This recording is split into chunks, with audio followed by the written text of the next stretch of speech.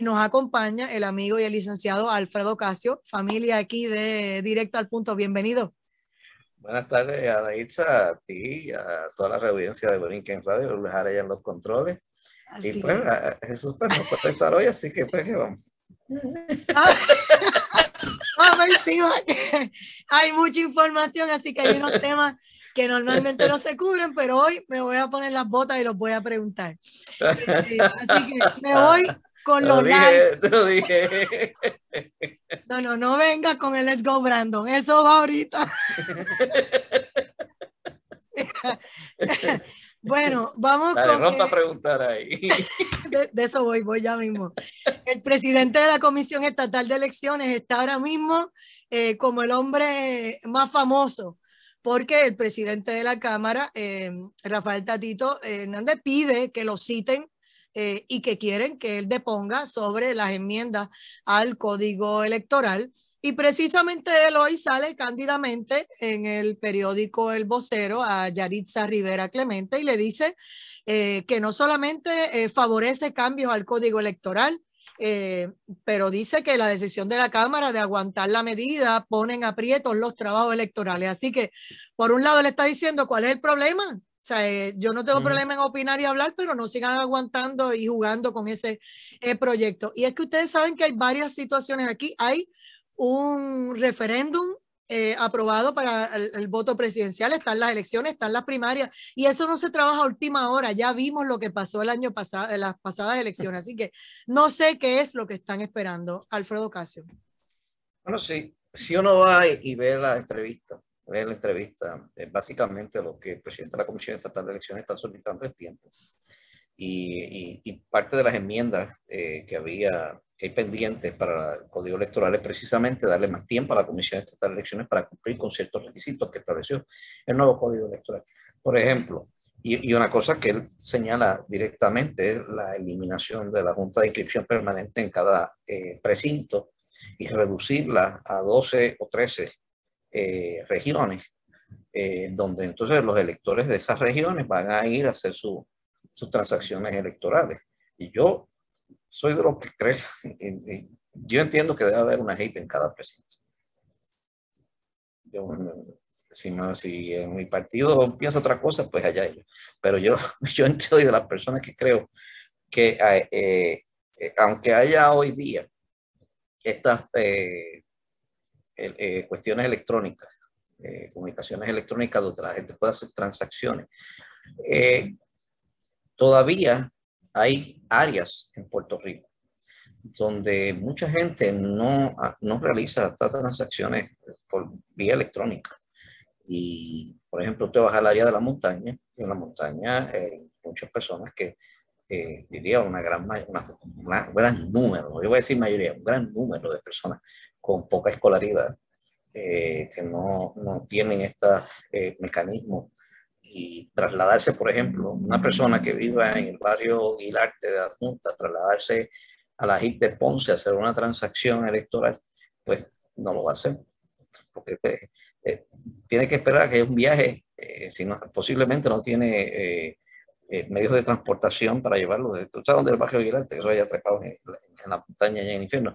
Y entonces, llevarlo hasta allá, o los que viven en el barrio Matrulla, allí en Orocovi. La realidad, la gente está disgustada con los políticos y si tú los provocas un chispito, lo que dicen es, pues no voto nada. No van a votar. Ahora mismo yo estoy inmerso. ¿A quién le conviene eso? Pues no lo sé. ¿Quién es el que quiere que se queden en la ahora casa? Mismo yo estoy inmerso en un proceso de reorganización aquí en Mayagüez, y lo que me he estado encontrando, mucha gente que simple y sencillamente no fueron a votar, están molestos con los dos partidos, molestos. Y, por ejemplo, el PNP, que antes de votar en contra del PNP, prefieren quedarse en su casa y no ir a votar. Y te doy un ejemplo. Mi mamá, ella no votó en las pasadas elecciones, molesta, y es fundadora del partido. Imagínate. Y entonces, ¿quién le dice algo a la señora? Exactamente. Ella me comunicó su decisión y yo, no, que esa es tu decisión. Pero lo que te quiero decir es que, así como ella, hay muchos, miles, que están molestos, ya sea porque la forma en que de apenas le ofrecieron algo y no se lo consiguieron, o no se lo dieron, o los dejaron, los trataron mal y yo no sé dónde, o entonces el partido ha tomado unas posiciones contrarias a las creencias de los valores de ellos. Y todo eso pues lleva a ese proceso. O sea, y entonces cuando tú reduces la cantidad de, si una persona que quiere entonces reactivarse electoralmente, o quiere hacer una transferencia, o quiere, pues, hay mucha gente que no, y más en nuestra población, que es una población adulta mayor, en su mayoría gente ya de la tercera edad, que estas transacciones no las hacen electrónicamente, ellos prefieren ir en persona a hacerlas. Y yo creo que quizás dentro de 20 años sí podamos tener la utilización de estos medios electrónicos para hacer todas estas transacciones electorales, pero en este momento yo creo que es muy prematuro. Yo sinceramente veo que hay ciertas cosas que están ocurriendo en este momento que los partidos, todos, están pensando en la parte electoral de cómo yo ganar y no están pensando en el pueblo. Y mientras sigan comportándose así, más adeptos pierden. Por ejemplo, se lleva tiempo pidiéndole al Partido Nuevo Progresista que en vez de seguir humillando a los populares y usando ciertos epítetos, controlen eso y traten de atraerlos a esos que están más al lado de acá que de allá porque creen más en la estadidad y creen más en la unión permanente, etcétera, y pues se quedan ahí porque toda la vida han sido populares. Entonces, resulta que ahora mismo un asambleísta de San Juan del Partido Popular propuso que en esta consulta que quieren hacer del Partido Popular interno consideren la libre asociación, la independencia y que incluyan la estadidad, a ver qué piensa el pueblo popular. Obviamente le cayeron chinche, pero eso es una posibilidad. Y entonces la reunión que se iba a sostener ahora, pues el presidente de la Cámara le pidió al presidente del Senado y presidente del Partido Popular aguante esa reunión y él acaba de emitió un comunicado diciendo que se suspendía la reunión indefinidamente. Bueno, pues eso es cuestiones de liderato, ¿verdad? Porque allá ellos, cómo lo van a hacer, pero bueno, ¿qué piensas de eso? La situación del Partido Popular no es fácil para ese partido por el proceso que está pasando, que es el proceso de descomposición. Si tú miras el Partido Popular fue un partido sólido. Yo te diría que fue hasta la elección de 1976. En la elección de 1976 el Partido Popular pierde esa hegemonía y se convierte en un partido de minoría. De ahí en adelante le ganó elecciones, pero nunca sobrepasó el 50% de los votos. Fue un partido que ganaba por una pluralidad de votos, no un partido de mayoría. Durante la década, finales de la década del 70, Rafael Hernández Colón se dio cuenta de esa situación y entonces procuró la entrada del voto independentista del Partido Popular y básicamente lo hacía indicando que era el voto útil para parar la estadidad. Y de esa manera, pues artificialmente, el Partido Popular tuvo una serie de número de electores que ahora, ante la crisis ideológica que se ha enfrentado el Partido Popular de haber estado diciéndole al pueblo de Puerto Rico que tenían un estatus único, que era el Estado Libre Asociado y que sé yo qué más, y que sea autonomía fiscal y todas estas cosas. Entonces llegó la Junta de Control Fiscal y se acabó la autonomía fiscal y se acabó todo el andamiaje que le habían vendido al pueblo de Puerto Rico. Pues entonces los electores independentistas han ido migrando hacia el movimiento Victoria Comunista, o Victoria Ciudadana, perdón, y ahí se han estado ubicando y ha habido una pérdida de votos. Y el Partido Popular ahora mismo lo que le queda es el 28% de, algo así, el 28% de los votos.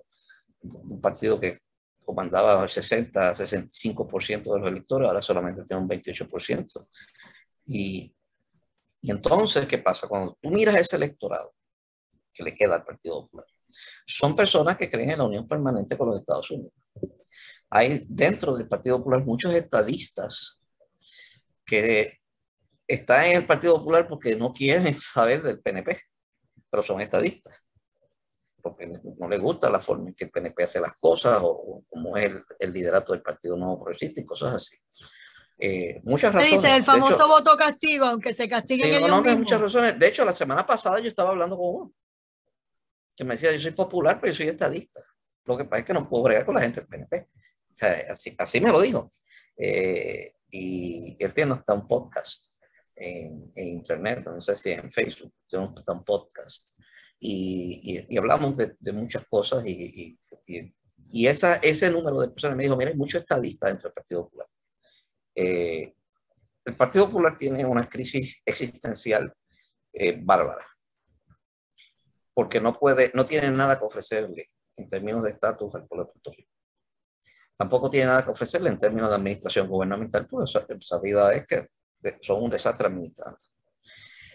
Pues el Partido Popular tiene que sentarse a decidir, y en eso pues Juan Dalmau, José Luis Dalmau, perdón, lo ha hecho muy bien al llamar a un referéndum interno del Partido Popular para que pues, lo que queda del Partido Popular y le cayeron encima. Escoja. Claro, los que viven del presupuesto, pues obviamente le cayeron encima. Pero mira el truco, a ver si los amigos Radio Escucha caen en cuenta. Le hacen suspender la reunión y que la posponga para después del 27. Ajá. ¿Y qué hay el 25? El día de la Constitución. Se reúnen, cuadran, para clavarlo será. Y cuando él llega a la reunión ya le tienen todo planchado. O sea, es una cosa tan absurda y lo lindo es que él la cancela, pero bueno, así pasa. En las mejores familias, allá ellos. Dicen que María Antonieta iba caminando tranquilamente a que le cortara la cabeza, ¿no? Esas cosas pasan. Algo, pues, ¿qué te puedo decir? Pero y en el PNP no se quedan atrás, porque ustedes saben que soy muy correcta en estas cosas. Y ella dijo en una actividad el 16 de junio, digo ella, la comisionada residente, en una actividad donde estaban recaudando fondos para el Partido Republicano, que entendía que esta semana que pasó, que cerró el domingo, se iba a aprobar el proyecto del borrador, el famoso borrador para... Se iba a presentar. Exacto. Radicar, que después entonces se iba a celebrar una vista pública y que se esperaba que para julio pues finalmente se llevara votación allá al hemiciclo, bueno, al floor. Pues entonces, pues que yo hice ayer domingo, pues entonces le recordé, hola, estoy aquí, no fue radicado. O sea, entonces ese es un problema que está ahí. ¿Por qué? Porque pues Luisi muy sagazmente ha dado un paso atrás y en todo este proceso, ese proyecto, él solamente fue y se presentó allí a la conferencia de prensa, a la escalinata allí, junto con los 3 congresistas y la comisionada, y allí pues bien calladito. Entonces ahora, si esto no se radica, si esto es un show, si esto fue solamente para que los congresistas dijeran que están haciendo algo y los demócratas adelantar su causa de buscar votos boricua, a quien le va a caer el chinche es a la comisionada. Yo no sé cómo tú lo veas, pero para mí está en problema. Tienen que erradicarlo. No sé por qué no se ha radicado. Voy a empezar por ahí. No sé. Pero la semana pasada para los demócratas fue una semana bien convulsa. Bastante. De esa vamos a hablar. Y pues yo puedo entender que esas sean razones por las cuales esto queda como que se retrasa, porque pues... Cuatro decisiones. En el Tribunal Supremo lo tienen loco. Sí, tienen unos problemas serios. Bueno, y son decisiones del Tribunal Supremo, si tú me quieres preguntar ahorita, son decisiones son correctas en derecho. ¿Sabes? Y pero vamos a ver qué ocurre. Pero si no se radicara el proyecto, quienes les quedan mal son los demócratas. Porque ellos son los que ellos son los que prometieron como promesa de campaña electoral que si ellos ganaban las elecciones, le iban a dar la estadidad. Le iban a dar la estadidad a Puerto Rico. Es una promesa del presidente, fue una promesa del comité de campaña del Senado del Partido Demócrata, fue una promesa de campaña de Nancy Pelosi y del comité de campaña del Partido Demócrata para el Congreso, para la Cámara de Representantes. O sea, fue la promesa de ellos. Y los boricuas le creyeron y lo respaldaron. Claro, con su voto. En la Florida no tanto, votaron por Trump. Y Trump ganó la Florida, pero ya los de Nueva York y de New Jersey que votaron por ellos. Y ahora estamos prácticamente a final de este congreso, pero estamos ya en julio. En noviembre son las elecciones, o sea, apenas quedan, estamos 3 meses para las elecciones, 3 o 4 meses para las elecciones. Eso es nada en términos de política, eso es prácticamente nada. Los demócratas están enfrentando lo que va a ser un azote electoral sin precedentes en su historia. Y la promesa que le hicieron al pueblo de Puerto Rico se quedó en el aire. Y yo recuerdo cuando ellos ganaron en este programa, excepto en la versión del viernes a las 6 de la tarde, que yo les dije que los demócratas nunca le iban a dar la estadidad a Puerto Rico. Mira, hay una guerra. A uno no le gusta decirlo, pero se lo dije. Te lo dije. Mira, escúchate esta. Hay una guerra montada en las redes porque le dicen a los republicanos, cállense la boca, porque en su partido no nos quieren y no han hecho nada por la estadidad. Y yo le digo, ok, el Partido Republicano es el único que en su plataforma tiene la estadidad para Puerto Rico. El Partido Demócrata tiene la estadidad para Washington, D.C., no para Puerto Rico. No para Puerto Rico. Entonces ellos dicen que vamos de 3-0 porque los demócratas han radicado 2 proyectos y uno que está en borrador y que han hecho más que los republicanos que han dicho del saque que no nos quieren. Entonces hay que volver a aclararle, ellos no han dicho que no nos quieren, es la forma en que se está trabajando esos proyectos. Pero si en verdad nos quisieran, ¿por qué han hecho estos proyectos y no han quedado en nada? Explíquenme esa. El único proyecto de estatus aprobado en el Congreso fue un proyecto republicano. ¿De Doug Jones? El de Doug Jones. Así que con eso, pues, ¿cuántos han aprobado los demócratas? 0. Los republicanos aprobaron el proyecto de Doug Jones. Así que eso es que no nos quieren. Pues. Por otro lado, como tú muy bien señalas, la estadidad está en la plataforma del Partido Republicano desde hace 80 años. Sí, y es el único partido nacional que ha estado siempre endosando la estadidad para Puerto Rico. Todos sus candidatos presidenciales desde Eisenhower para acá han endosado la estadidad para Puerto Rico, incluyendo a Donald Trump. Así que en este aspecto, pues no, lo que ocurre es que los demócratas han estado proyectando el hecho de la estadidad para Puerto Rico como parte de una supuesta agenda o estrategia política de ellos de tomar el control del Senado. Eso es todo. Y ellos han estado proyectando que Puerto Rico, al ser Estado, sería un Estado demócrata, cosa que es falsa. Y como los republicanos no habían hecho un estudio de cómo se comportaría Puerto Rico siendo un Estado, pues habían varias personas dentro del Senado de los Estados Unidos, republicanos, que brincaban y decían, no, que vamos a meter 2 demócratas aquí, vamos a perder el control del Senado. Entre ellos Mitch McConnell, que todos sabemos que es parte de los rhinos y del establishment republicano. Y entonces, ¿qué pasa? Ahora, cuando los republicanos se han dado cuenta de que los puertorriqueños que vivimos aquí, no los que están en Nueva York, los que vivimos aquí, no creemos en el aborto, no creemos en todas estas cuestiones del Partido Demócrata, que somos eminentemente republicanos. De hecho, este fin de semana... Ideología de género, ¿no? Y muchos temas no. Nada de esas cosas. Este fin de semana yo estaba hablando con una amiga que se ve que toda su vida se ha identificado como demócrata.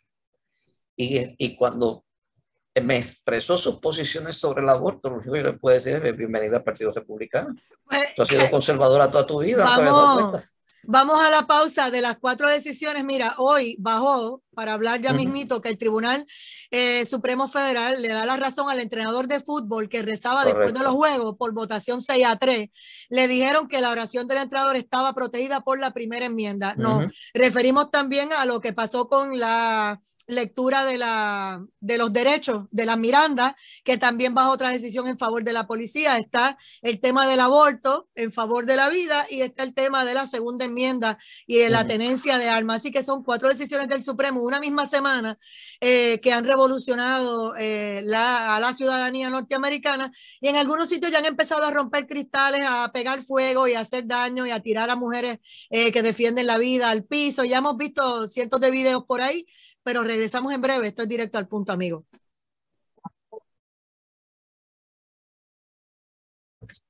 Y regresamos a Directo al Punto. Soy Adaitza Cortés y seguimos aquí con el licenciado Alfredo Ocasio, hablando de diferentes temas. Ahora vamos más a lo nacional y a todas estas decisiones del Tribunal Supremo, que son 4 que han impactado a la nación y obviamente a Puerto Rico.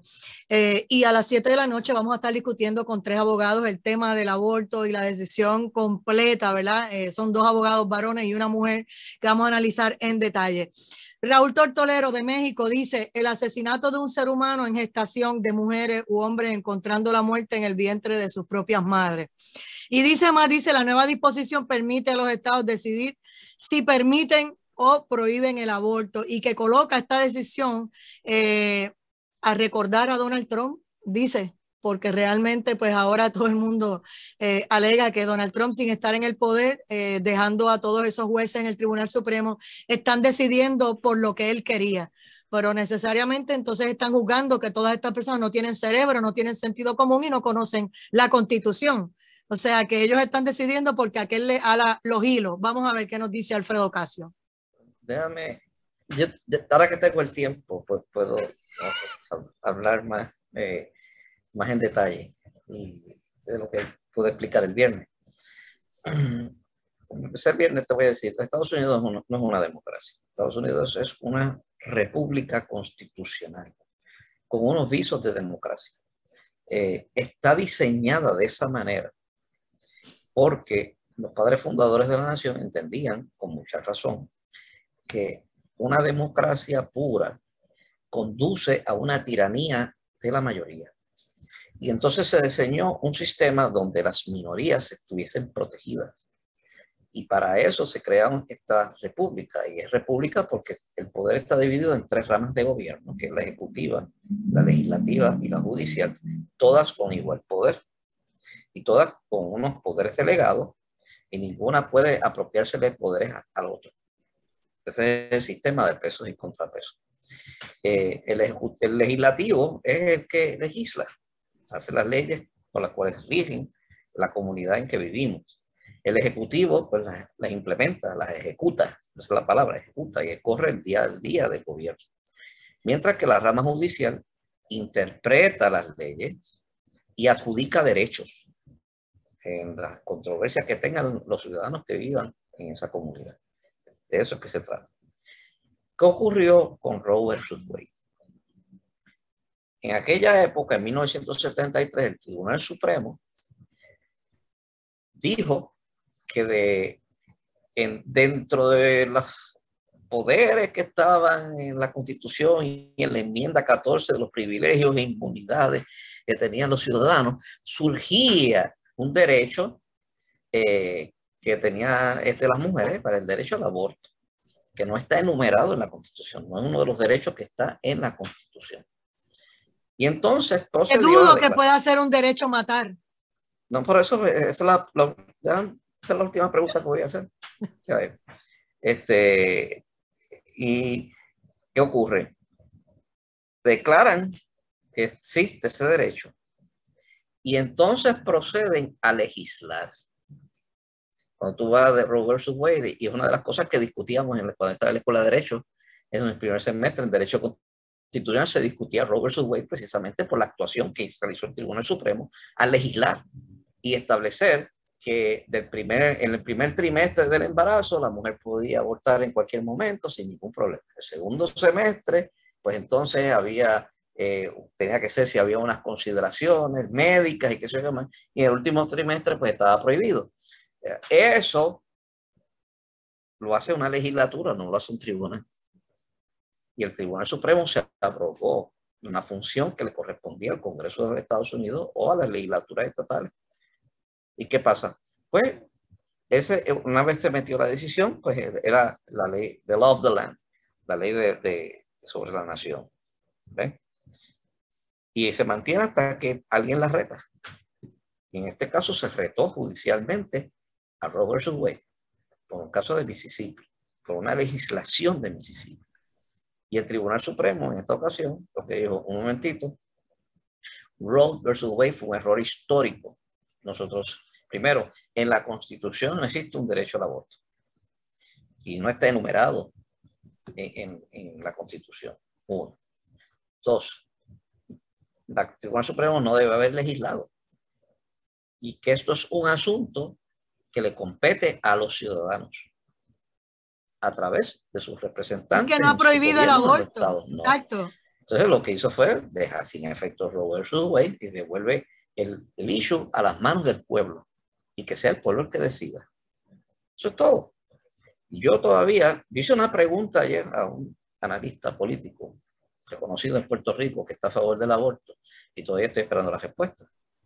Y la misma pregunta la hago aquí.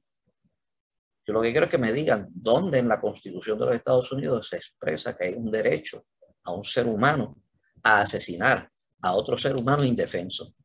Ahora vamos ¿Dónde a ese está punto? Ahí ese derecho? Yo cuando lo encuentren, ahora, vamos a ese hasta punto. Ahora, perdóname, hasta ahora lo que hemos visto a los que están a favor del aborto, expresarse, metiéndole con la cabeza al seto y diciendo esto, 20,000 barbaridades y cosas, todos son emociones, pero ninguna razón. Pero por ahí es que voy. ¿Cómo se le llama a lo que hizo a través de un megáfono y de unos micrófonos la congresista Alexandria Ocasio-Cortez pidiendo a la gente que violenten el que no le hagan caso a estas decisiones y que sigue fomentando la agresión contra los jueces que tomaron una decisión basada en la Constitución? ¿Cómo se le llama eso? Porque ahora resulta que ellos dicen, no, ella no está haciendo nada porque ellos no han ido a atacar a ningún congreso. Eso se llama insurrección. Y más de ella, que ella tomó un juramento de defender la Constitución de los Estados Unidos. Y ella es la primera que está atacando la Constitución de los Estados Unidos, esta comunista. Y yo he escuchado a ella las expresiones que ha hecho. Y obviamente solamente a un imbécil se le puede ocurrir ese tipo de expresión, pero como ella es la darling de los comunistas, pues le meten un micrófono en la boca y uno tiene que pasar escuchar todos los disparates que ella dice. Ahora está diciendo que se puede residenciar a los jueces del Tribunal Supremo y que porque mintieron bajo juramento en sus vistas y qué sé yo qué más. Mira ni siquiera sabe cuál es el proceso de residenciamiento. O sea, y está ahí. Yo le invitaría a ella simple y sencillamente a sentarse a leer la Constitución. Y es como dijo un comentarista el otro día, que tal parece que ella nunca leyó la Constitución, pero pues, estaba ávida de bailar en los techos de los edificios mientras estaba en la universidad. Sutil. Ya la mandaron a leerse la Declaración de la Independencia y otros documentos más, a ver si puede caer en tiempo antes de seguir opinando. Es que cada vez que habla demuestra su ignorancia. Y es difícil tú ver con una persona que ocupa un puesto en el Congreso de los Estados Unidos y que la prensa le dé tanta cobertura para decir los disparates y la barbaridad que está diciendo y que uno tenga que decirle, pero mira, es que léete la Constitución, que tú lo que estás diciendo es disparate. Y de verdad que es algo triste y que se haga llamar que es puertorriqueña, que no te esté más nombre esta señora. Es bien triste y lamentable.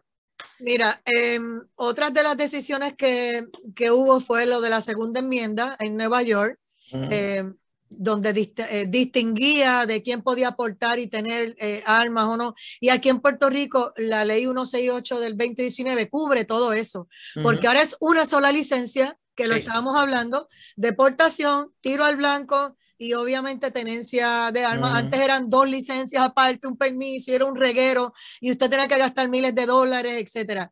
Ahora en Estados Unidos van a hacer lo que en Puerto Rico se logró en el 2019. Estamos a la vanguardia, si vamos a ver. Algunos abogados todavía no lo saben y tienen que volvérsela a leer. La 168, por favor, léansela. Sí.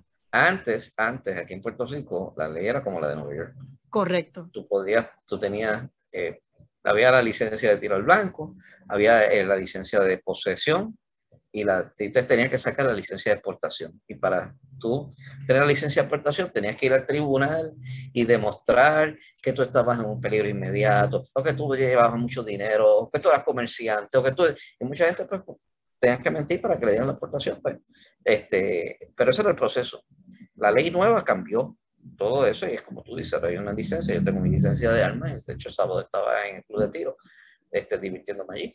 En Nueva York, hacía tiempo, tenían esa ley donde tú podías sí comprar un arma, no había problema que tú compraras un arma, pero si la querías portar, tenías que ir a donde un burócrata y tú demostrar que tenías justa causa para portarlo. ¿Qué era justa causa? La ley no lo definía, no establecía los parámetros de qué es justa causa y lo dejaba totalmente al arbitrio de un individuo.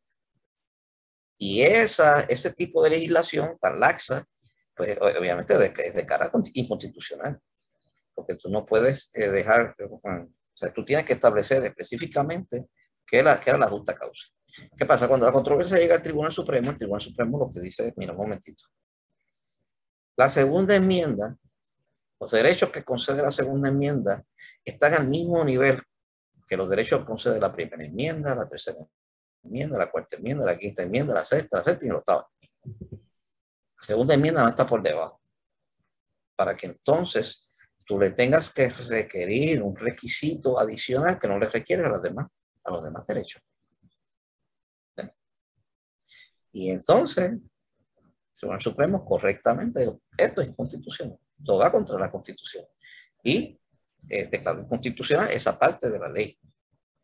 Y por eso es que ahora, en el estado de Nueva York y en toda la nación, puedes portar armas, porque yo he dicho aquí que el presidente de los Estados Unidos actual, Biden, ha dicho que la segunda enmienda no es un derecho absoluto. Pero cuando uno lee la segunda enmienda se da cuenta de que sí es un derecho absoluto y que los padres de la Constitución quisieron que fuera así. Y entonces lo dice, que el derecho a tener y poseer armas no puede ser impedido por nadie. Está ahí escrito. ¿Qué más absoluto eso puede haber? Entonces, ahora mismo en la ley del 168 del 2019 en Puerto Rico, te verifican si tienes casos ahora mismo en el tribunal por ley 54, por acecho. Verifica si has tenido casos en Estados Unidos, en cualquiera de los 50 estados y en Puerto Rico. Verifica si había sido usuario de droga, porque inclusive en la solicitud te dice hasta de cannabis. Si usas cannabis, no tienes derecho a sacar la licencia. ¿De qué estamos hablando? O sea, realmente no cualquiera puede tener un arma como la gente se cree que es que vas a ir a comprarla a la esquina. Y en Estados Unidos hay un sinnúmero de sitios que sí, la puedes comprar por edad y demás, pero también tienen sus controles y hacen unos background allí mismo donde la vas a comprar. Te hacen un background a ver si usted tiene un caso pendiente o si ha estado preso y todas esas cosas, por Dios. Es que la gente no entiende eso. El hijo del presidente mintió en su background check para que le dieran un año. Por eso, y en algún momento sabes que eso también es un delito y pues tú corres y corres con la mentira hasta que te cojan. Entonces, otra de las decisiones que bajó es que la Corte Suprema protege a la policía de ser demandada por ignorar las advertencias de Miranda por votación de 6-3. Y esto significa para usted que el único remedio para esta violación es bloquear el uso en la corte de los comentarios incriminatorios de un sospechoso. O sea, pero eso es básicamente lo que dice. Y entonces la otra que bajó hoy de que el profesor, el entrenador que oraba después de cada juego, no se le puede prohibir que haga su oración, porque eso estaba protegido por la primera enmienda. En el caso de Miranda, Miranda viene, es un caso de data de 1966, Miranda versus Arizona, donde una persona que fue convicta, él mismo lleva el caso hasta el Tribunal Supremo, derecho propio, indicando que en ningún momento, porque lo que le usaron para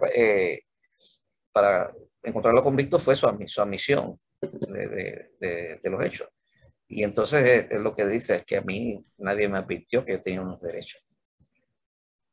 Y el Tribunal Supremo de los Estados Unidos decidió a su favor y dijo, sí, ¿verdad? Y por eso de ahí en adelante, al momento de arrestar a una persona, la policía tiene que decirle que tiene derecho a permanecer callado, que si habla, todo lo que diga puede ser y será usado en su contra en un tribunal que tiene derecho a tener una representación legal, y si no puede pagarla, pues el Estado tiene la obligación de nombrarle un representante legal antes de que le hagan cualquier interrogatorio. Y eso es como parte de lo que es el derecho a no incriminarse, que surge de la Constitución. Y entonces, aquí en este caso, que es el caso de Garza Top, creo que no le hicieron las advertencias. Y en el juicio, cosas que él dijo, si que se le hubiesen hecho la advertencia, pues fueron presentadas en evidencia para lograr una convicción. que luego fue revocada precisamente por la violación de los Miranda Warnings. El Tribunal Supremo lo que dice no entra a derogar nada de los Miranda Warnings. Lo único que dice es que bajo esas circunstancias la persona no puede demandar a la policía por el error, ellos lo llaman error, de no haberle leído su derecho. Yo en esas tengo ahí tendría que más entrar a los hechos del caso que lo que en realidad, y lo vería caso a caso. Ya tengo en línea al representante Jesús Santa Rodríguez, que yo le dije, avísame si tienes un breakcito, así que le damos la bienvenida. Buenas tardes, representante. Buenas tardes a ti, buenas tardes a todos ustedes. Perdona que no haya podido participar en la tarde de hoy, pero estoy un poquitito ajorado. Pero ese ajoro es bueno, porque como estamos en vivo, pues Alfredo Casio y yo que estamos aquí te queremos escuchar, y el pueblo de Puerto Rico casi nadie. Y queremos saber qué está pasando con el proyecto del presupuesto. Por favor, arrójame luz. ¿Qué está pasando? Pues mira, esta mañana tuvimos una reunión a las 7:30 de la mañana con el presidente de la Comisión de Hacienda del Senado, obviamente el presidente de la Cámara y este servidor, para un poco trabajar lo que fue la carta que envió la Junta durante el día de ayer y ajustar en la medida que sea posible los pedidos de la Junta y que fueran cónsonos con la exigencia que tiene la legislatura y obviamente en ciertos puntos que coincidimos con el señor gobernador. Ese proceso duró más o menos hasta las 11:30. Obviamente hay que enmendar el presupuesto. Eso es una dinámica un poco complicada porque en la medida que tú cambias algo, prácticamente todo se rueda y todo se cambia, ¿no? Y pues estamos en este proceso, ya tenemos un borrador, estamos terminando de verificar que todo esté bien, que todo cuadre, para entonces en el comité de conferencia firmar Cámara y Senado con la expectativa que durante el día de hoy, antes de las 12 de la noche, se apruebe ese presupuesto. Esa es la intención junto con el proyecto de las foráneas. Te pregunto, ¿se puede adelantar algunas de las cosas que estaba pidiendo la Junta que ustedes han podido más o menos lograr, o lo que estaba pidiendo el gobernador? ¿Se logró todo? ¿Hay algo en agenda que todavía está ahí en titubeo? Bueno, la realidad es que la Junta pidió bajar el presupuesto 150 millones de dólares más o menos. Obviamente hicimos unos ajustes en ello. Yo tuve la cooperación la participación de OGP, porque la idea nuestra es que si tú ibas a cortar en unas cuentas, esas partidas pudieran ser sustituidas con fondos federales, ¿no? Y fuimos cuidadosos en eso, y también en el caso de los CAPES, que son los proyectos, las cuentas de capital que para hacer proyectos, pues no tocáramos algún tipo de dinero que se utilizaría para pareos. O sea, fuimos cuidadosos con eso. Obviamente tuvimos comunicación con OGP, con licenciado Blanco, y prácticamente lo que hicimos es esos ajustes un poco para tratar de cumplir con la exigencia de la Junta, pero a la misma vez introducir los cambios que queremos hacer en algunas dinámicas de partida, especialmente para los municipios de la Universidad de Puerto Rico y cierto tipo de gasto social. Por ejemplo, nosotros estamos proponiendo $500,000 a la Oficina de la Mujer, especialmente para trabajar con el programa de la violencia de género, por dar un ejemplo, ¿no? Y ciertas partidas que se está dando a ciencias médicas, ¿no? El recinto de ciencias médicas, un poco para evitar que se pierdan las acreditaciones en unos programas y obviamente ir preparándonos para tratar de recuperar la acreditación del programa de neurología, entre otras cosas, ¿no?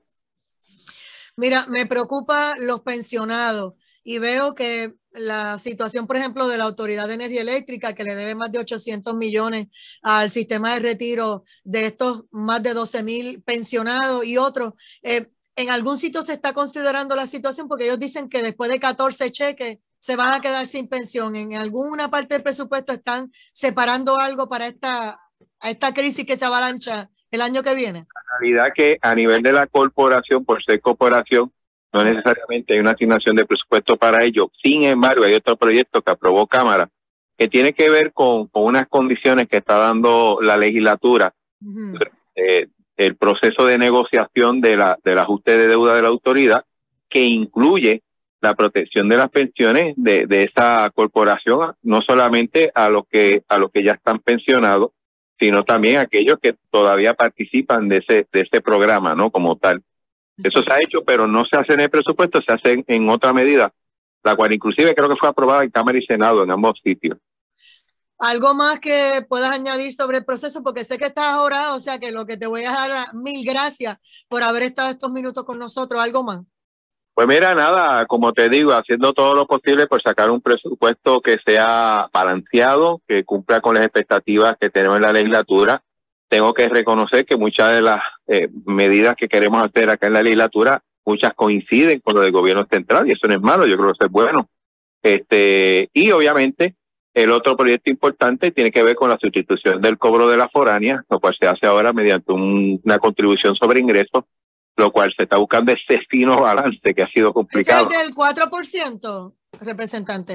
El 4%, pero el proyecto lo que busca es, en la medida que sea posible, retener el dinero que se está cobrando sin quitar la competitividad de esas empresas como tal. Ambos proyectos esperamos aprobarlos durante la noche de hoy. Bueno, pues le deseo mucha suerte y ya estaremos hablando en la semana. Un abrazo. Gracias, representante Jesús Santa Rodríguez, presidente de la Comisión de Hacienda en la Cámara de Representantes. Y cerramos entonces con los 2-3 minutos que nos quedan. Estabas hablando de la Miranda, de la... íbamos a entrar al último tema caso de la religión. Hoy, pues, este entrenador, cuando terminaba su juego, de entrenador en un equipo de escuela superior, pues se hincaba en la yarda 50, que es midfield, y hacía una oración. Y la Junta del Condado, la Junta de Educación del Condado, hoy lo despidió precisamente por eso. Y él pues radicó su demanda. El caso llega hasta el Tribunal Supremo y el Tribunal Supremo indica que la Junta de Educación de ese condado le violó los derechos constitucionales a este entrenador, específicamente de la primera enmienda, su libertad de religión, y que tenían que restituirlo y pagarle los daños que le ocasionaron.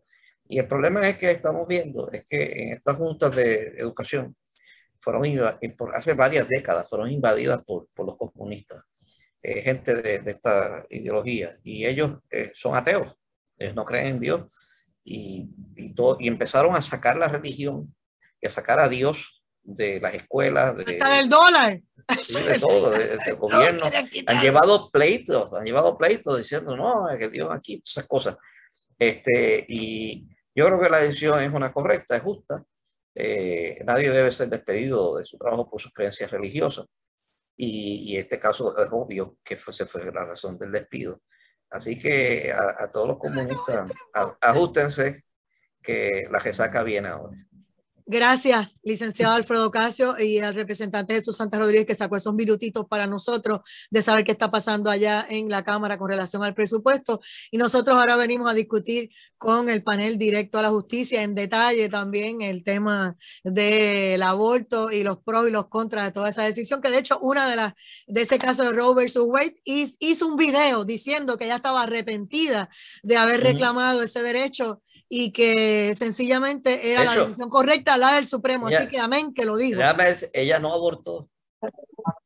Así ella es. No abortó. No, ella no abortó. Ella lo parió y lo dio en adopción. Así es. Nos vemos, regresamos en breve. Esto es directo al punto.